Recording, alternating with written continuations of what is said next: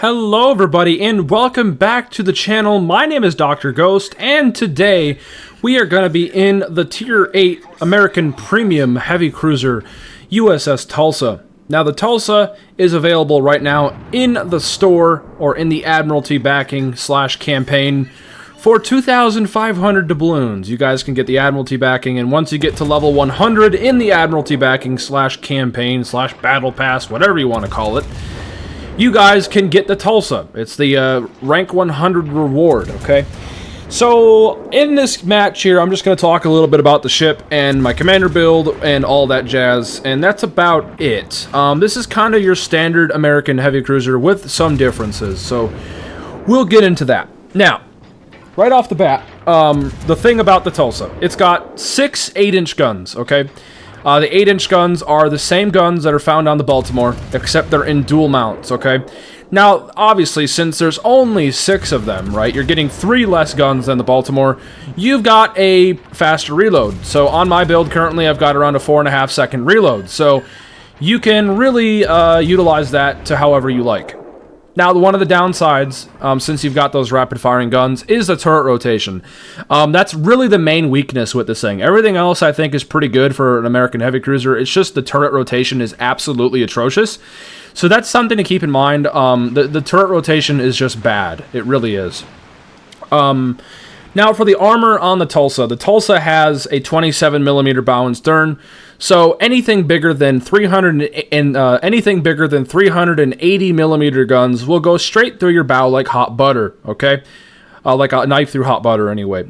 So basically, anything with 16-inch guns will go straight through your bow, like most things at Tier 8, Tier 7, and Legendary. So you really got to be keeping an eye out, because if you're not careful, you will get absolutely bitch-slapped and sent back to port in a jiffy. So play very carefully, like most American heavy cruisers, like most cruisers in the game, and this ship is quite rewarding. The guns are pretty damn good. The rapid firing, I do like it. I've actually had some pretty decent games in this ship. This one in particular was also a pretty good game as well. So despite some things happening in the end, I'm not going to spoil it. Now, for the commander build on my Tulsa, I'm running Norman Scott, okay? Norman Scott is the lovely, lovely commander with the white top and the white hat and all this stuff. Anyway, he's a good cruiser captain. I like to put him on most of my American cruisers. On my build, I'm running Beyond Range, Igniter, Punch Through, Fixated, and Refill Station, all right? So pause the video if you would like to. That's just my build. I'm not going to pull up any sort of screenshots or anything because, well, there's really no need to. I'm just going to talk while the gameplay is going on. But I'm running Norman Scott, level 16, Legendary 4, fully maxed out. Like I said, Beyond Range, Igniter, Punch Through, Fixated, and Refill Station. Okay. Now, for the inspirations, I've got Francesco Membelli. All right, Francesco Membelli is a good inspiration. He's Italian, if you're not aware. But Francesco Membelli is a good inspiration, mainly because he decreases the reload by about 5%, okay, or decreases the reload. So he's pretty nice to have on. And I also have on Nikolai Kuznetsov in my second inspiration slot. Nikolai Kuznetsov is a Russian commander, and he increases the range, okay? So getting that extra kilometer to my range is pretty helpful indeed as well. Now for the upgrades and loadout, I'm running aiming systems, I'm running propulsion, I'm running concealment systems mod, and I'm running main battery mod 3. So, to answer all of your guys' questions about the Tulsa, is it good or not? I would say yes. It's a good ship in the right hands. It has good guns, it's got pretty decent DPM. It's not as good as like Des Moines, it's not as good as like Salem, but it is up there. Would I recommend this ship though? Like if you're gonna go buy it out completely like for $100, no, I would not. But would I recommend it if you're just gonna buy the $2,800 or the 2,800 doubloon Admiralty backing and grind out the weekly Havocs? Yeah, I would say so. This ship is pretty good for that reason.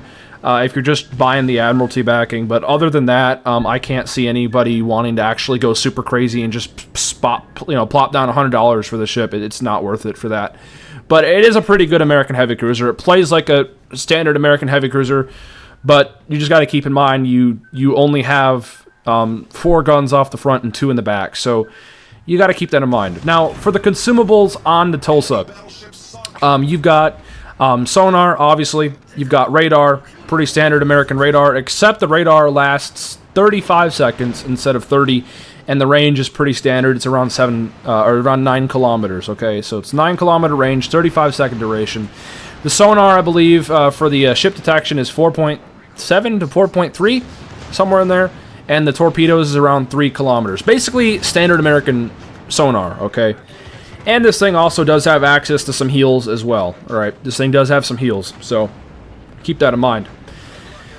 Now, the AA suite on the Tulsa, the AA is actually pretty damn spicy on the Tulsa, I would say. The AA is very good. It's American heavy cruiser, so, well, naturally, it's going to have pretty good AA for the most part. And really, there's nothing else much left to talk about with this thing. It's a pretty solid cruiser. And would I recommend it if you're just going to buy the Admiralty backing, you know, for the $10? Yeah, I think it's worth it. It's a pretty good cruiser.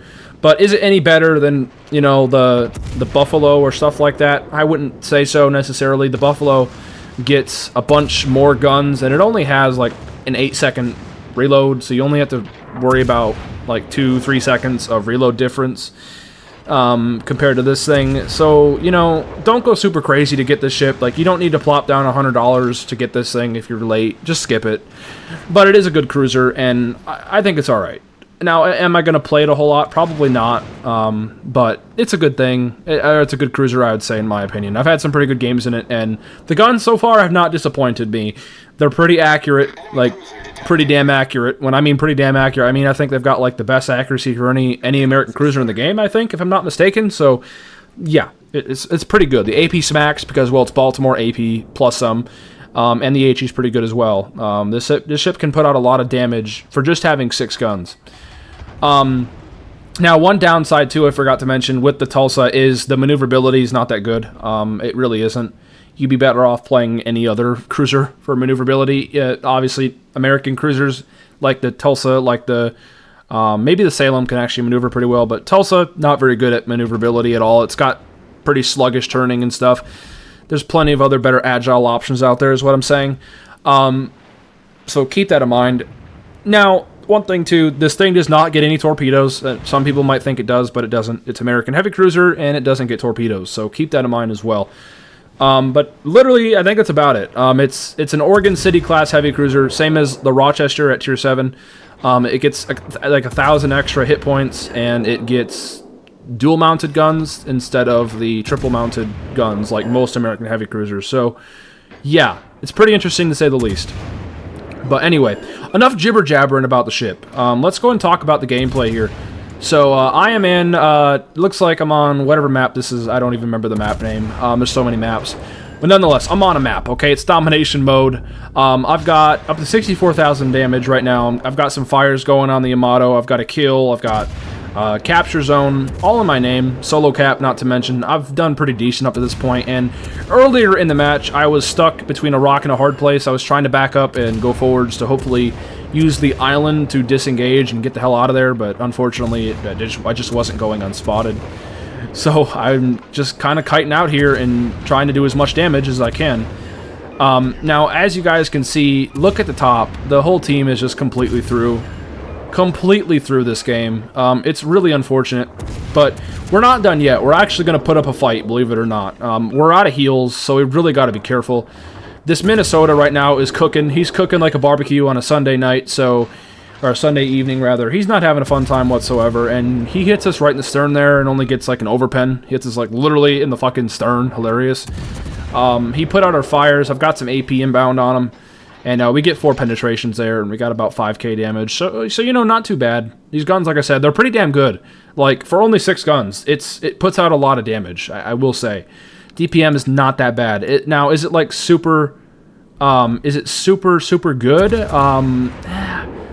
The AP, I wouldn't say is like... Or, I wouldn't say that DPM is super good, but it's there. It's a lot better than, per se, like the frickin' San Diego.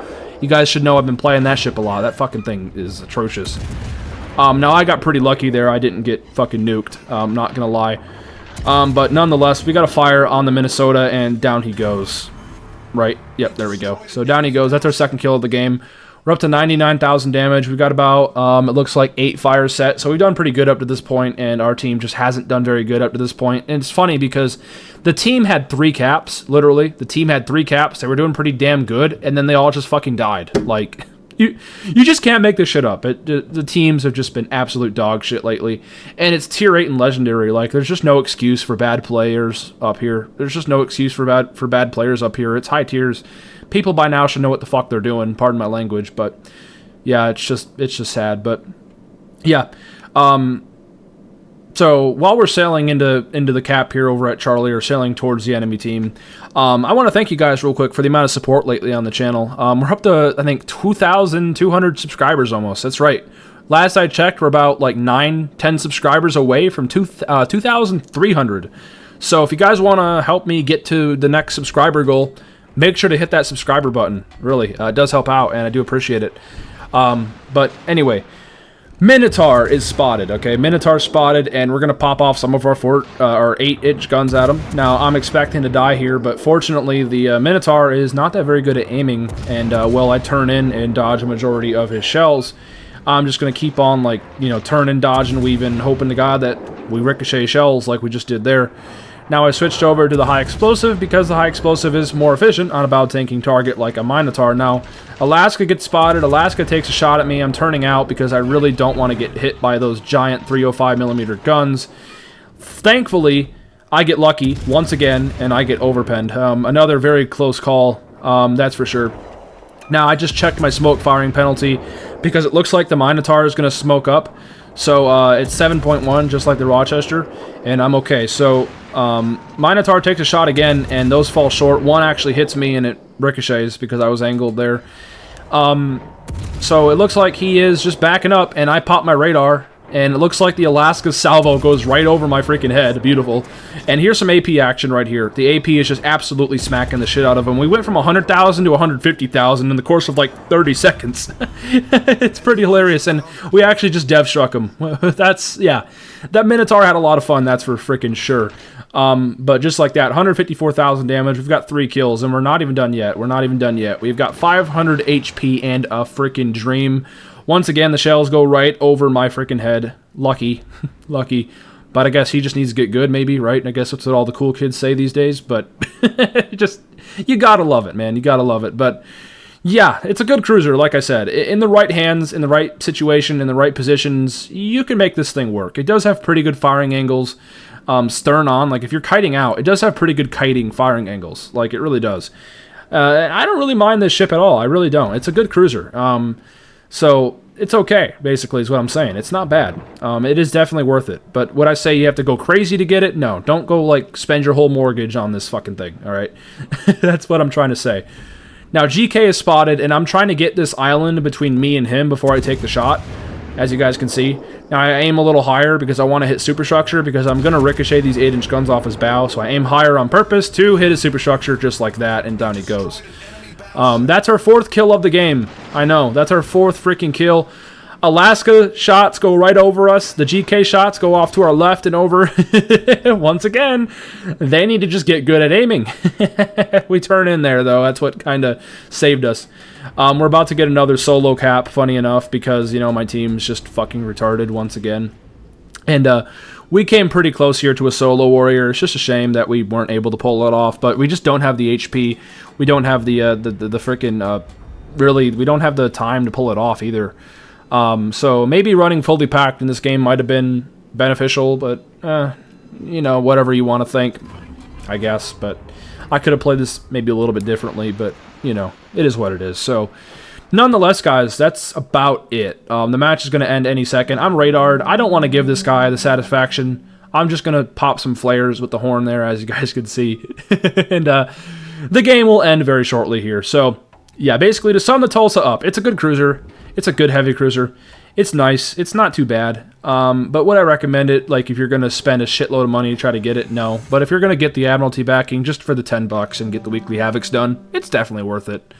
But nonetheless, everybody, that's a battle ended. And yeah, that's the Tulsa, guys. A little bit of an not really review, just kind of gameplay, talking about the ship. And yeah, 154,000 damage, Dreadnought, and a devastating strike. 4 kills, top of the leaderboard with 2.2k base. That's absurd. How the fuck? Oh, man, you just can't make this shit up no matter how hard you try, man. 2,200 base XP on a loss. That's depressing. But nonetheless, everybody, I hope you all have a great rest of your weeks. And yeah, I'll catch you all in the next one. Peace. Peace out. Stay healthy, as always.